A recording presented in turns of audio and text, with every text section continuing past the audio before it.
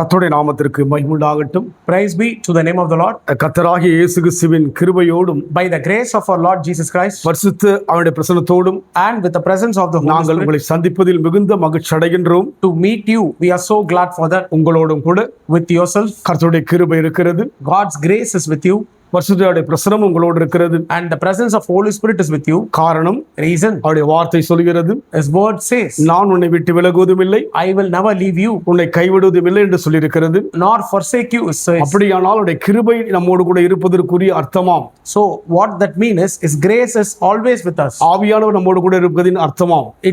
It also means the Holy Spirit is with us. அதனால் So தெளிவாய் இருப்போம், let's have a clarity today. தைரியமாய் இருப்போம், Let's be a courage. நம்பிக்கையாய் இருப்போம். Let's have hope. தேவன் God, வாக்கை நிறைவேற்றுகிறவராய் இருக்கிறார். He will fulfill what He has promised. இந்த வேளையிலும் கூட நாம் தியானிக்கும்படியாக Today also let's meditate on God's word. 2 தீமோத்தேயு 1:7 2 Timothy chapter 1 verse 7. தேவன் நமக்கு பயமுள்ள ஆவியை கொடாமல் பலமும் அன்பும் தெளிந்த புத்தியுமுள்ள ஆவியை கொடுத்திருக்கிறார். For God hath not given us a spirit of fear, but of power and of love and of a sound mind. இது பவுலுடைய வார்த்தையாக இருக்கிறது. This word Paul said. தீமோத்தேயுக்கு எழுதுகிற நிருபமாய் இருக்கிறது. It is a letter to Timothy.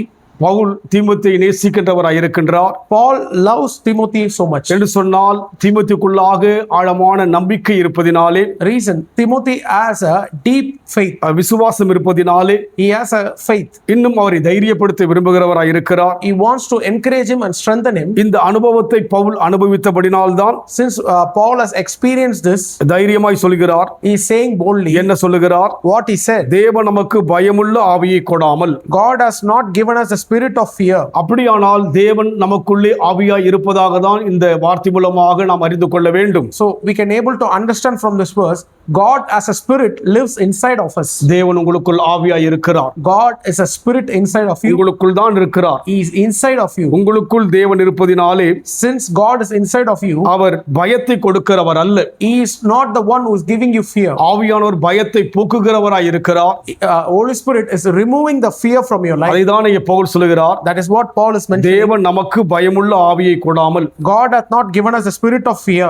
தனக்கு மாத்திரம் Pavul சொல்லாதபடிக்கு He is not saying alone to himself. அங்கே சொல்கிற தீமோத்தேயுக்கும் இணைத்து சொல்லுகிறார். He is also linking Timothy with it. நமக்கு, For us, எனக்கு என்று சொல்லவில்லை. he didn't say for myself. அதனால் தேவன் யாவரோடும் கூட ஆவியாய் இறங்க விரும்புகிறவராய் இருக்கிறார். So God wants to be like a spirit inside of us. பழைய ஏற்பாட்டில் பார்க்கும்போது When you look at the Old Testament, மாம்சமான யாவர் மேலும் ஆவியை ஊற்றுவேன் என்று சொல்லியிருக்கிறார். I will pour out my spirit on all the flesh, he said. அதனால் ஆவியானவர் வருகின்ற போது, So when the spirit of God comes, புதிய ஏற்பாட்டில் கூட in the New Testament also, அப்போஸ்தலர் புத்தகத்தில் பார்க்கும்போது, when you look at the book of Acts, இயேசு கிறிஸ்து 40 நாட்கள் உயிரோடு கூட எழுந்து எடுத்துக்கொள்ளப்பட்ட பிற்பாடு, after the ascension of Jesus Christ on the 40th day, சீஷர்கள் யாவரும் மேல் வீட்டிலே காத்திருக்கின்ற போது, all the disciples were in the upper room waiting for the Lord. ஆவியானவர் வந்தபோது When the Holy Spirit came, அவர்கள் யாவரும் பலமடைந்ததாய் பார்க்கிறோம். they came, the Holy Spirit came, they have been strengthened. அதனால் So ஒரு தெளிவாய் இருப்போம். let's have a clarity today. தேவன் ஆவியாகத்தான் இருக்கிறார். God is spirit.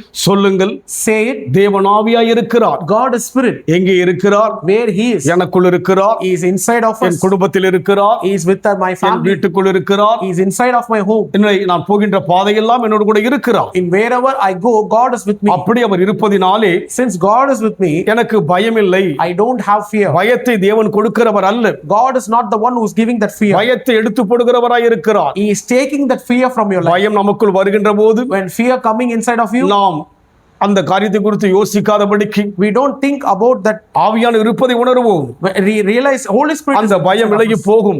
That fear will be removed. பலவீன பயம், Sickness fear, எதிர்கால பயம், thinking about the future, பிள்ளைகளை குறித்து பயம், children's fear, பலவிதமான தேவை குறித்ததான பயம், fearing about all types of needs. இந்த பயமெல்லாம் கொடாதபடிக்கு All the fears have been. ஒன்று பலத்தை கொடுக்கிறார், He is giving a power. இரண்டாவது அன்பை கொடுக்கிறார், He is giving love. மூன்றாவதாக தெளிந்த புத்தியை கொடுக்கிறார். He is giving a sound sound mind today. நம் வாழ்க்கையிலே In our life, தேவ ஆவியானவரை மாத்திரம் யோசிப்போம். we think Holy Spirit of God அவரை alone. அழைப்போம். We will invite him. அவர் கடந்து வருகிறவராய் இருக்கிறார். He is the one who is coming on us. அவர் ஒருவருக்கும் தூரமானவர் அல்ல. He is not far away from us. ஏனென்றால் தேவன் உலகத்தை உண்டாக்கின போது, Reason, when God created the world, அவர் நம்மை அவருடைய சாயலை உண்டாக்கின போது, when he made God in his image, நமக்குள்ளே அவருடைய சுவாசமாக ஆவியை கொடுத்தார். he has given his breath into us a spirit. அது மனிதனுக்குள்ளாக ஜீவிக்கின்ற ஆவி. It has become a life giving. ஆனால் இதுவோ But this is தேவனுடைய ஆவியா இருக்கிறது. a God spirit. இதை பெற்றுக்கொள்ள வேண்டும். We should receive it. நமக்குள் இருக்கிற ஆவி கடந்து போகும்போது நம்முடைய ஜீவன் கடந்து போய்விடும். When a spirit moves, our bodies become weak. ஆனால் தேவ ஆவியானவரோ, But God's spirit is, நம் வாழ்க்கையிலே கடந்து வந்து when he come into our life, ஒருவன் மரித்து விட்டால், when he became dead, இயேசு கிறிஸ்து வருகின்ற போது when Jesus Christ came, எடுத்துக்கொள்ளப்படுவார்கள். they will be going. எப்படி எடுத்துக்கொள்ளப்படுவார்கள்? How they will be taken? ஆவியானவர் மூலமாக எடுத்துக்கொள்ளப்படுவார்கள். By the Holy Spirit they will be taken. அதனால் நம் வாழ்க்கையிலே So in our life, தேவன் ஆவியாய் இருக்கிறார். God is spirit. எந்த வழியிலும் தேவனை பார்க்க வேண்டாம். We don't see any other form. உங்களுக்குள்ளே பாருங்கள். Look inside of வார்த்தை you. நிரம்ப நிரம்ப As a word fills your ஆவியானவர் heart, உங்களுக்குள் வளர ஆரம்பிப்பார். God's spirit will develop in you. பயத்தை விலக்குவார். He will remove the fear. பலனை கொடுப்பார். He will give the power. அன்பை கொடுப்பார். He will give love. தெளிந்த புத்தியை கொடுப்பார். He will give you clear mind. அதனால் So ஆவியானவர் கூட சஞ்சரிக்கிற அனுபவத்தில் சில ஒப்பு கொடுப்போம். let's walk with the Holy Spirit today. அன்பின் ஆண்டவரே, Dear God, உம் சமூகத்தில் ஒப்பு கொடுக்கிற ஐயா, we are surrendering in your presence. விவரமாக உம்முடைய வேதத்திலே விளக்கங்கள் கொடுக்கப்பட்டிருக்கிறது.